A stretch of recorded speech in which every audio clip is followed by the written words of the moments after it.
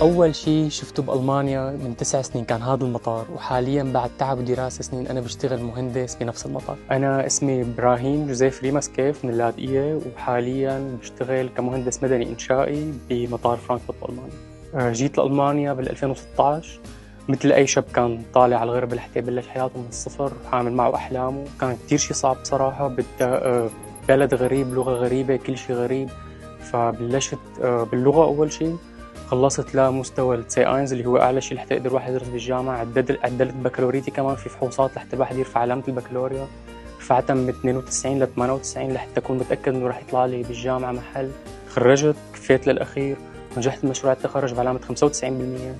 ومع الجامعه اشتغلت بعد اول سنتين بالجامعه كبراكتيكانت او متدرب بالمطار، بعدين كطالب. الحمد لله يعني حجزوني قبل 8 شهور من التخرج هون. wurde ausgewählt, weil eben auch تم اختيار إبراهيم في الفريق لأن لديه دافعاً للمشاركة والمساهمة بأفكاره. وفي المقام الأول لم تلعب خلفيته المهاجرة أي دور بالنسبة لنا، ولكن حقيقة وجود هذه الخلفية تعني أنه كان قادراً على تقديم أفكار أخرى للفريق. ins Team einbringen. طبعا خبرات كتير كبيرة هون. نحن يعني نعيد بناء ونعيد وتوسيع المباني الأساسية بمطار فرانكفورت، فهالشي غير المباني العادية. فيها كتير شغلات تانية عن المباني العادية، هي مباني ضخمة جدا. يعني عندنا دائما فكرة تانية إنه هي نحن بدنا نطبق هالشي بسوريا.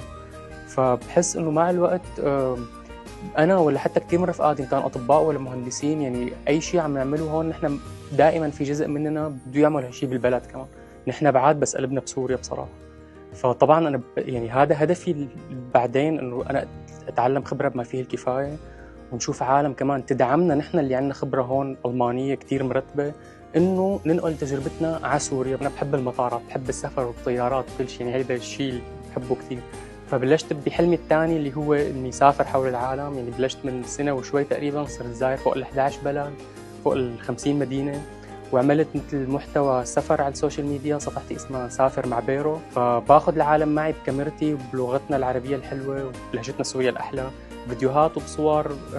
باخذهم معي برحلاتي، بوصف لهم العالم، الأكل، بتعرف على كتير ثقافات حلوة. بعرف قديش هون صعب إنك أنت تبلش ببلد غريب وبلغة غريبة ومن الصفر، شيء كتير صعب.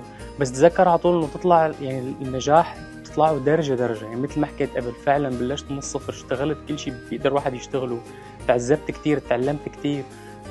ياما مرق علي كمان اوقات كنت بدي استسلم، بس قديش انا هلا يعني الحمد لله ما استسلمت. انه لو قديش كنت رح ازعل لو استسلمت. فرحة النجاح ما في احلى منها بالعالم.